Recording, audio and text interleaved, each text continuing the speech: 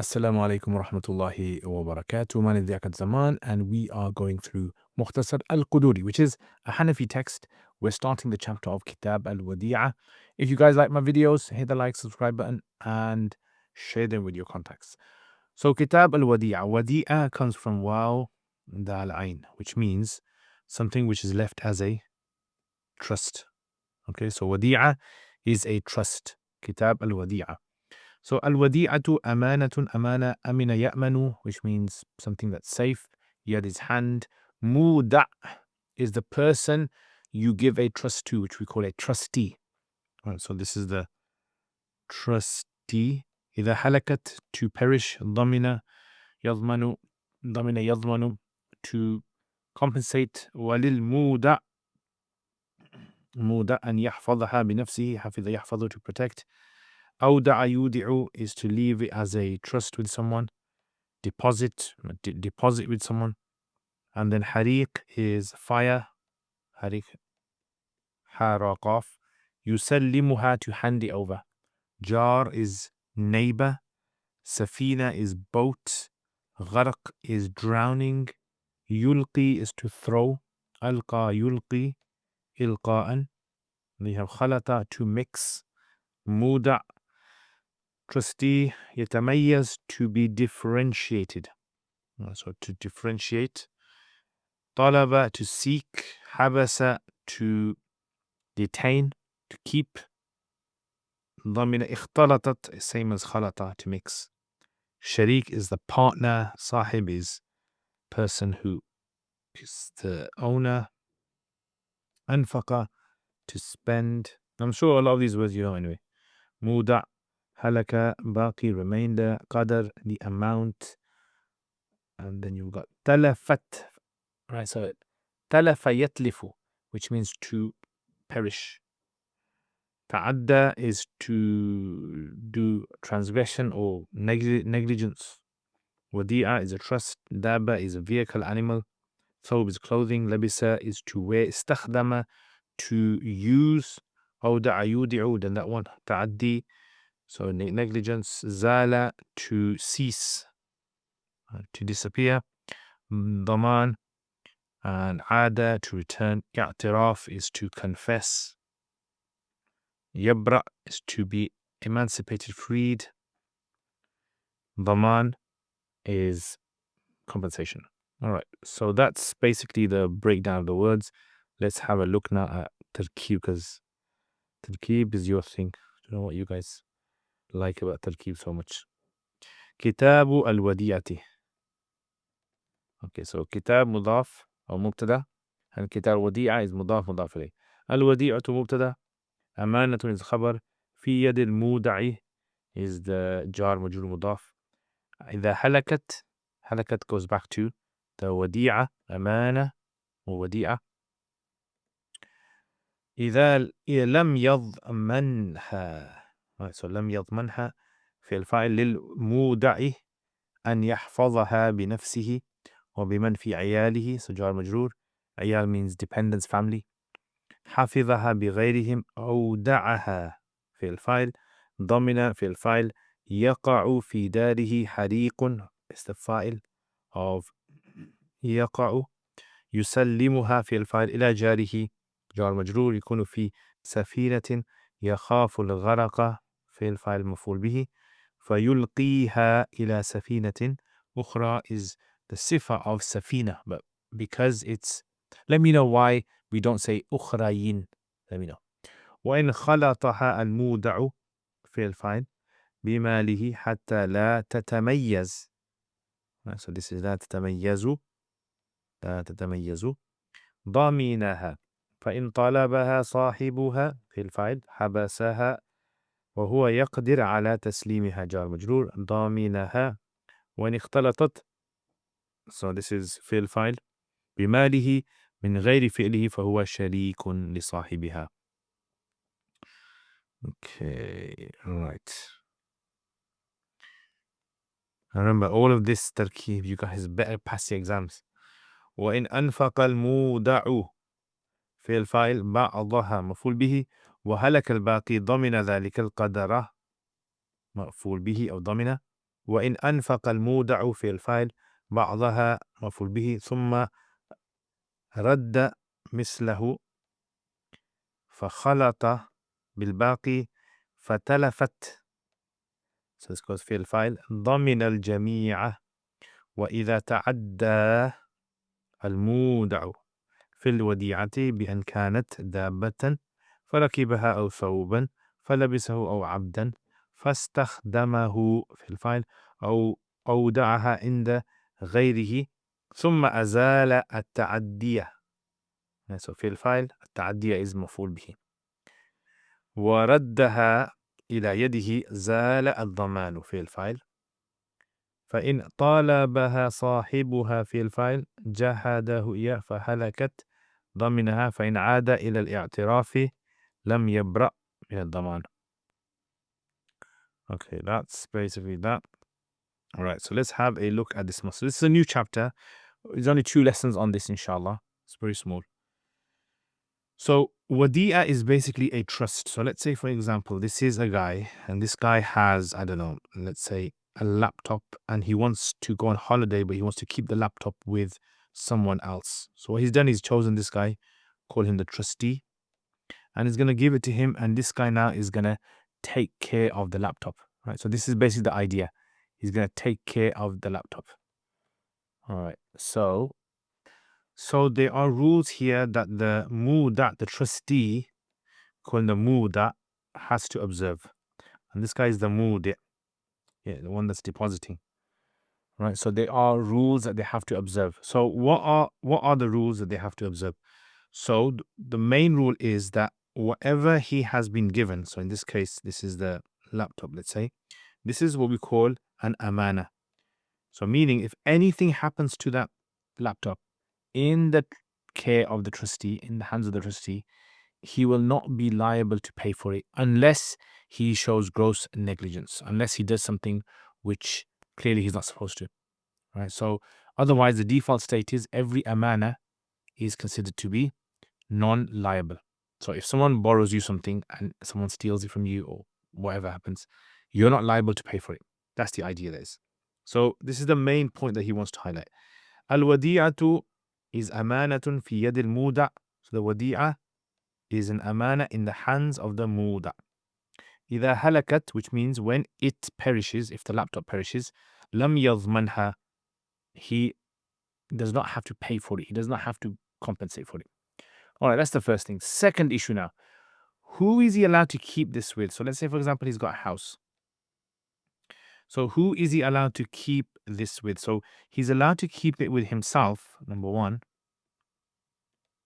And number two, he's allowed to keep it with anyone who is in his family, dependents. So they can take care of it as well. It's as though he's taking care of it. Right? So this is basically the people. Walil muda, the muda has the right to keep it protected. بنفسه, on his own, himself. وبمن في عياله, and anyone who's in his family, his wife, and let's say he's got children, they can take care of it as well. Now, what if he was to actually take care of it, but give it to someone else? So he's taking care of it, and then let's say, or let's say, for instance, I don't know, he gave it to his next door neighbor. Right, he's given it to him. So his family's gone on holiday. So what he said is, you take it. So he's handed it over to next door neighbor. Is that allowed? Or, for example, he's left it as a trust with someone. So he has made it a trust with someone else. So let's say it's some random person, Zainab, for example. Right, so he's left it with Zainab. What's going to happen in these two situations? So he says, in hafidhaha, if he was to keep it safeguarded, بغيرهم, and anyone other than his family, or awda'aha, or he's gone and he's left it as a wadi'a himself, and now Zainab's the muda'a, left it with her, domina. So now he's liable to pay compensation if anything happens to it. So if anything happens to it, the amana ruling has gone out the window now. So there is no ruling of amana now. Okay, is there any exemption for this? He says, yes, there are some exemptions for this. So one of the exemptions is, for example, this is exemption. This is where you can keep it with someone else. If, for example, there is a fire in your house and you had to pass it to your neighbor because it would have got burnt, right? In that case, it's still considered to be amana. So it's still in the ruling of amana, because that's like a situation you can't really get out of, right? So this is one situation. That's one. The second one is let's say, for example, it was in a boat. So for instance, again, I don't know exactly how this can happen, but let's say they're in a boat and he passes it on to someone else, right? So he says, the boat's sinking, please, excuse me, sir, please take this. So he passes it down to this guy in the next boat. That's also a second in the situation of drowning, right? He will be excused from passing it on. إِلَّا أَنْ يَقَعَ فِي دَارِهِ, unless in his house occurs حَرِيقٌ, so this is the fire, فَيُسَلِّمُهَا, and thus he passes it over to his neighbor. Right, so let's say he gives it to his neighbor. أو يكون في سفينة, he is in a boat. يخاف الغرق, he's afraid that he might sink. فيلقيها, so he throws it إلى سفينة أخرى, to another boat. Okay, so these are the two situations where he can actually keep it with someone else. So first of all, he keeps it with himself and his family. He's not allowed to give it to anyone else unless there is like this really detrimental situation where if he does not give it to someone else, it will get damaged. Right, so he gave two scenarios for this. And that's why when we study fiqh, these scenarios are there to understand what would happen in other cases in our time today. Right? How would it work in our time today? What would be a similar situation in modern days? Okay, now another situation now. So let's say, for instance, this guy, let's call him change color. Try to keep it all consistent. All right, so let's say, for instance, this is the Muda. Okay, Mr. Muda, Mr. Trustee. And someone has given him a trust, right? So let's say, for example, has given him cash, pounds or dollars, whatever, has given him something. Now, what he's gone and done is he has gone and he has now mixed this with his own money. So let's say, for instance, this is his own money, right? And this is now, he has added this to his own money. He's mixed it all together. Yeah, so now this mixing over here, what's going to happen about this mixing? What's the ruling for this mixing over here? So the rule basically is that if you ever mix your wealth, the trust, right? The trustee mixes his wealth with the trust. Then in that case, this is going to be considered to be domina. Yeah, it's compensatable. Right? So he's going to have to give compensation for it. So in khalatahu al-muda, if the muda was to then mix bimalihi hatta, so much so la tatamayyaz dominaha, so much so it has to mix in such a way he can't tell which one was the trustees, which one was the, but if he can tell, if he's like marked it or something and he knows which one it is, then that's different. But this is if he can't tell, la tatamayyaz. Now anything that happens to that wealth now, so let's say, for example, I don't know, he had £1,000 and in this there's, let's say, £200. So what he's done is added that together, mixed it all together, and it's become 1,200 now. Anything that happens, he will be liable for that money. So if his money gets stolen, he will be liable to pay. Remember, in the amana situation, if anything happens, he's not liable for that. Okay, this is one situation where he will be considered to be liable. So let's write down over here. This is number one, liable, if he mixes it. Number two, what's the second situation, liable? The second situation of liable is if this happens where, let's say, for instance, the original guy comes back. Okay, the original guy comes back. And the original guy says, I want my money. Right? So this is, he hasn't mixed it yet. So he says, I want my money back. And the other guy says, no. Right? No, I'm not giving you. Now, because he's refusing to give it, it now becomes in the ruling of like ghasab, usurping. So now, if he refuses to give back, then he has to give compensation. He's liable. Okay, so liable That's what's liable there, by the way. Yeah, so he's liable for that. All right. So in طلبها صاحبها, if the original owner was to request it, فحبسها عنه, and the muda was to hold it back from him, وهو يقدر على تسليمها, whilst the muda has the capability of handing it over to him, ضمنها, he has to pay liability for it. Okay. Now, if going back to this situation now, if this mal, so let's look at another scenario then. So number 3. So let's say, for example, the mal gets mixed, but without his doing. Yeah, so someone mixed his wealth. So for example, let's say this is the mal. He's left this at home. What's happened is his, I don't know, wife's come and she's seen the wealth and she's mixed it with the other wealth. So he didn't do it. So this is without him involved in doing it. So what's going to happen if this happens? So he says, in اختلطت بماله, if the amana gets mixed with his wealth, min غير فعله, without him actually doing anything, it's actually someone else did it, or accidentally, فهو شريك لصاحبها.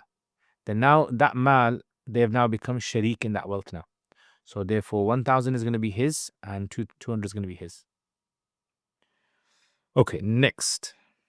Quite easy, isn't it? So not very difficult, guys. Not very difficult. Alhamdulillah. Let me know what you guys think.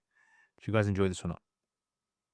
Okay, so now this mal. So let's continue with this mal. So this mal now that has been mixed. Right. So remember, it's 1,200 now. So they both share. So you know, the mudi and the muda. It's the muda. They both have some sort of share in there. Right. So 1,000 is his, and 200 is his. All right. So remember that. So look at this now. وَإِنْ أَنْفَقَ الْمُودَ بَعْضَهَا. So now the muda, remember this whole money that he's got 200, he spent some of it. So let's say, for instance, I don't know how much did he spend? He spent, let's say, £500. So he spent some of this money that he's got. So in this case, if he spends any amount of that money, right, أنفق المودع بعضه, so the muda basically has gone and he's spent some of it. وهلك الباقي, so 500 has been spent, and how much is left? So you've got 500 minus that 700, so you got 700 less. So let's put 700 remaining. Now this 700, it perishes, gets stolen. Let's say it gets stolen, someone takes it. Now what happens over here?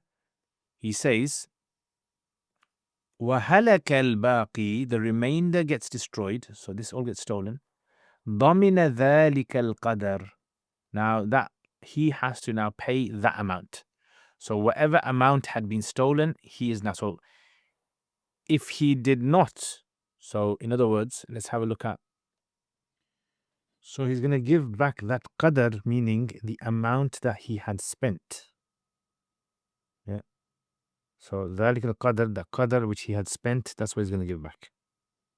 And so the 500 is going to give back, because the other one was out of his control, and this was not his fault that the mal got mixed up together. However, next scenario, let's say for instance, the guy has spent 500, and then what he's done, he's put back 500. So he's put 500 back in now. Right, so this 500 goes back into there. So he spent 500 and he's put 500 back in now. Yeah. And he's mixed it with all the rest of it now. Now, if anything happens, he's liable for all of it now. Yeah, he's liable for all the amount that he's used for this. So in this case, 500. Let's say, maybe I shouldn't have given a 501 example. Maybe I should have given something like, I don't know, 200, 100, let's say, because this here 100. Then he only has to pay the 100 the first situation. Yeah, so if he spent 100, he would only have to give 100 back.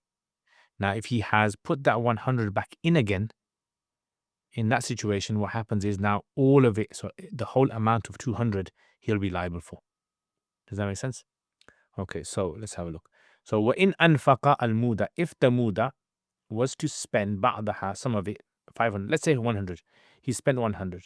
ثُمَّ رَدَّ مِثْلَهُ, and then he put back 100 into there, so he's made it into 1,200 again. فَخَلَتَهُ بِالْبَاقِي, he mixed it with the rest. فَتَلَفَتْ, and now that wealth has now, something happened to it, got destroyed. Dominal Jami, he has to pay for all of it, because by him using it and then adding some extra and then mixing it, he has now done something actively to it. Make sense? He's actively done something to it. Okay. Now, what if the muda was to deliberately do something wrong to the item?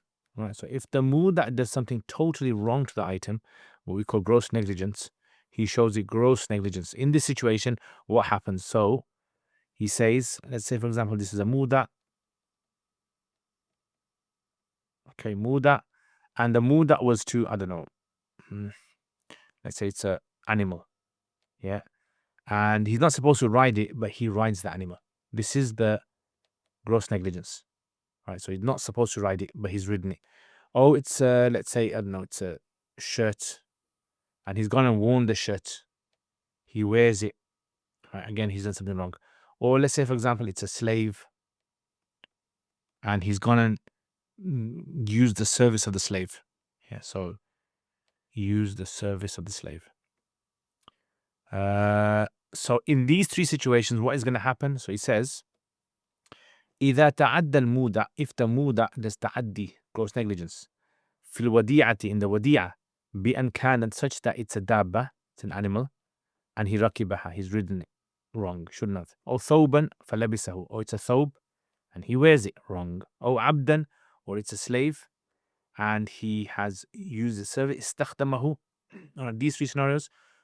Or let's say, for example, he has left it with someone else. So he gives the item to a random person. Yeah. Someone else. He makes him a muda, leaves it with him. Now, then, let's say, for example, he gets off the mount. So he rode the mount. Now he's got off. So let's put it off. He's taken this clothes off. He stopped using the service of the slave. He's taken back the item. In all these cases, the ta'addi, the gross negligence has now stopped, now ceased, right, has finished.